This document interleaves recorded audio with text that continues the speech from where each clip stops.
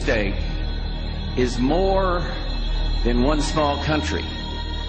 It is a big idea, a new world order, where diverse nations are drawn together in common cause to achieve the universal aspirations of mankind. That was President George H.W. Bush using the first Persian Gulf War as a stepping stone for a new world order.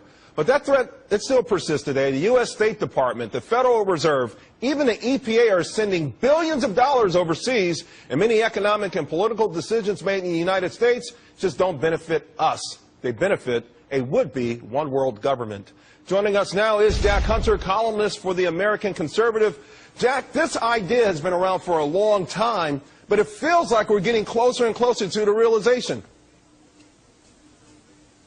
Absolutely. This goes all the way back to Woodrow Wilson, who wanted to make the world safe for democracy, FDR, all the way up through President Bush and Obama, of course, George H.W. Bush, who were finding out his New World Order is getting awfully expensive. I think that's what the American taxpayer is thinking right now.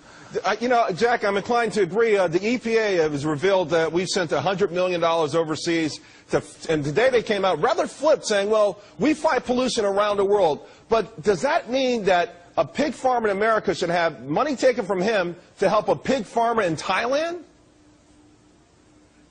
Absolutely not. And I would go a step further. Why are American citizens having to answer to international institutions and to obey what people who are outside of our Constitution and our government and political traditions, they should be telling American citizens what to do. Let me give you an example of that sort of overreach, that loss of sovereignty we see so often. A number of years ago in the state of Texas, and I don't care what you think about the death penalty, whether you're pro or anti-death penalty, an illegal alien killed someone, and the Texas state justice system decided that that man needed to be put to death. Well, the United Nations decided that since that man was not an American citizen, it could step in and tell the state of Texas what to do. Who sided with the United Nations? You got it, George W. Bush. That's the road we're heading down. We need to have a U.S. Constitution, not a UN Constitution. The loss of sovereignty is something very serious, and we need to keep an eye on it. Well, it would seem to me maybe go beyond keeping an eye on it. Just think, I mean, here recently, and I want your opinion,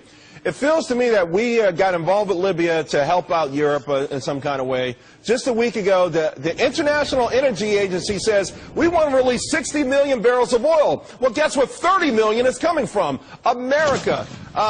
You know, decision after decision after decision seems like it's not only being made to benefit a global world, but is actually being sort of initiated from outside of this country.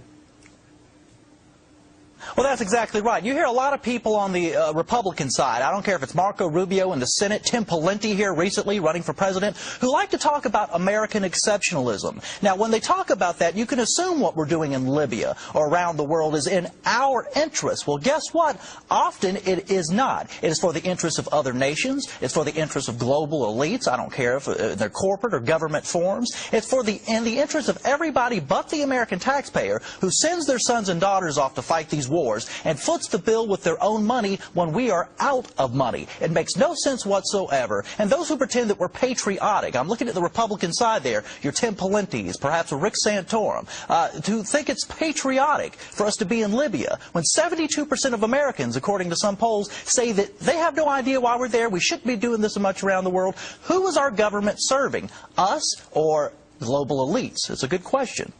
Jack, real quickly, because of the programs like this and just the fiscal conditions that we're in, it feels like there's a greater sense of urgency to get to that one world government. Do you feel like the Obama administration may actually be hitting the gas rather than the brake pedal when it comes to this?